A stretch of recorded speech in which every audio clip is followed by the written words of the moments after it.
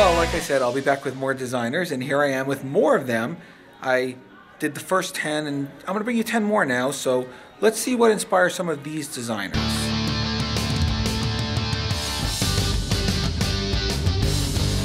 When I was a kid, like 9 or 10 years old, my parents bought me D-Day by Avalon Hill, and the history in there was just so awesome.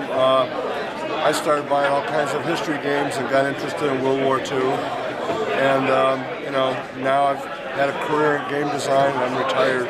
So it's been a great ride. Keep playing. So the game that inspired me to be a designer isn't even a real game. It's a fictional game described in a book. In Infinite Jest by David Foster Wallace, there's a chapter where the characters, there's half of the book is about a bunch of gifted kids in a tennis camp, not tennis camp, like a tennis school where kids learn to be professional tennis players. And they play a game called Eschaton where they pretty much simulate with extreme ASL-like granularity a nuclear war.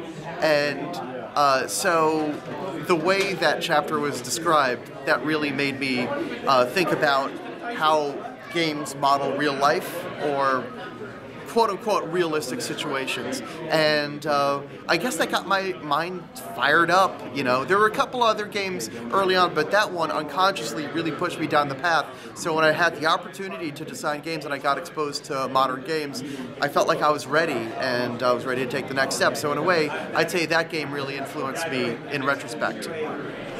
Yeah, it's Race for the Galaxy, of course. I got to work a lot on the iconography and graphic design for one of the early prototypes, and it was because of that that Tom allowed me to come up with some new ideas for Roll for the Galaxy. That's the main reason I am a game designer, with so far only one game and one expansion to my name. Well, only one multiplayer game and expansion to my name, that is. So, I've been playing games my whole life, but when the first time I played D&D, which is the game that made me a gamer, it made me a gamer instantly and overnight. Because I remember I was sitting there at a table with a bunch of my friends, new friends of mine. We sat at a table with a bunch of pieces of paper, and the dungeon master comes up to me and goes, so you're in a bar, and there's a bunch of stuff going on. What do you want to do? I'm like, okay, what are my options? He's like, what do you want to do? Well, what are my options? And he goes, anything you want. And at that moment, I was like, anything I want? And I was a gamer from that moment on. Dungeons and Dragons. I grew up overseas, and we didn't have very many games, so I started inventing my own. And the games that inspired me were Acquire and Monopoly, so my very first game was a blend of the two, which eventually became my first published game, Fast Food Franchise. I mean, really, as a kid, I played games with my parents every Sunday, so the games I remember the most was we would always play Risk, and probably a game called Faction 5, which is, pretty much Trivial Pursuit or anything like that. Those games, that was, and actually we played a lot of card games like Oh Hell and Spades. So between those were kind of my traditional upbringing. And definitely later, those were the games I thought about when I was a kid. It started for me with a Warhammer role-playing game. Back then in the 90s, I was in high school. I was discovering role-playing games, and I went very, very deep. So first I was we know them geeks from the high school. I was reading science fiction books, I was watching science fiction movies. I discovered role-playing games, and Warhammer role-playing game was the first one I played. And then I started creating scenarios, like in role-playing games, and I started creating different adventures, modules, and then I started creating my own games, and it ended up super interesting. When I was in a college, I started publishing materials for role-playing games, so it was my first time I got salary for writing a stuff, which was super cool. So I published my first salary was for publishing adventure for Warhammer role-playing game, which was a huge for me thing. I was super proud. And then I found, well, that's interesting to get paid for what you love. And I found company, Portal Games, and then we published our first role-playing game. And for a couple of years we were publishing a magazine about role-playing games, and I was publishing role-playing games. And then suddenly, out of the blue, I said it in many different interviews, there is no single explanation totally out of the blue, I created party game. I had, back then, at this time, I had no single board game at home. None of my friends played any board games. We only played Magic the Gathering, we only played role-playing games, and we only played miniature games. There was no board games. And out of the blue, just in one evening, I designed a party game. I brought it to my office just as a joke. Hey guys, look what I have. It was meant to be a joke. We played it in the office, and the guy said, Ignacy, that's quite a good stuff. And we went to the convention. At the convention, once again, I took this party game in the envelope and I glued it to the wall at the convention with the information it's a joke. And I left. 2 days later, half of the convention was playing this party game, and I said, wow, this joke is quite a good joke. And after the convention, we had so much good feedback from the people who just played this party game and said, Ignacy, are you going to publish it? I mean, no, it was just a joke. Ignacy, please publish it. I mean, no, I'm not mean it. It's a joke.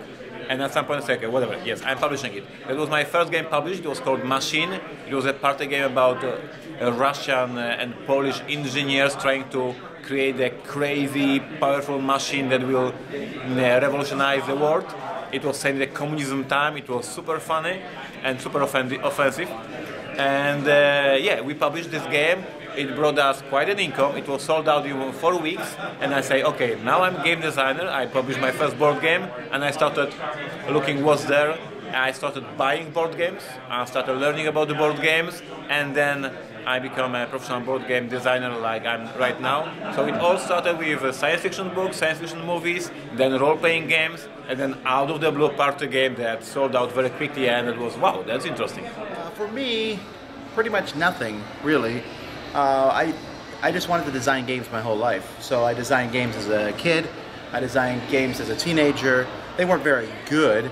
If I had to say a game that had the most influence on my designing, it was Careers. Careers was a game that gave you different choice, different things to do, and so that was a game that I thought was really neat. It wasn't just roll and move around the board. You actually, well, I mean, you rolled, but there was different paths. So that probably was what influenced me as a teenager. As an adult, obviously Kremlin was the inspiration for Nothing Personal. Other than that, I'm pretty happy with what other people design for the most part. The game that inspired me to become a designer is Settlers of Catan. A bit of a boring answer, but the first time I played it was the first time I played a game, and I thought, this is the work of a brilliant mind, and that just got me hooked. There's so many great design choices in that game, and as soon as I played it, I just got the itch to make my own games. Catan. Well, that would probably be Dungeons and Dragons. Back when I was about 8 years old, my mom bought me the red box from JCPenney's, which was actually in JCPenney's at the time. And I just kind of spent, you know, hours and hours drawing maps, doing little grid paper maps, and making up worlds and stuff. And I still have a lot of all those old campaign notes and stuff back from when I was a little kid.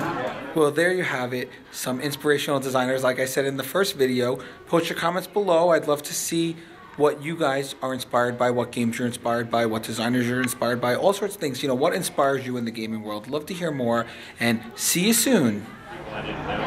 What game inspired you to become a designer? D&D. Okay, say it longer than that. Say Dungeons and Dragons. Okay, give us some. Do it again one time. All right. Dungeons and Dragons. It's a good game. Thanks so much for watching the Dice Tower videos. Find more great videos and reviews, as well as our top-rated audio podcast at Dicetower.com. You can also find other great shows at Dicetowernetwork.com. I'm Eric Summerer, and you've been watching The Dice Tower. The Dice Tower is sponsored by Cool Stuff Inc., where you can find great games for great prices. Cool stuff in stock. Check them out at CoolStuffInc.com.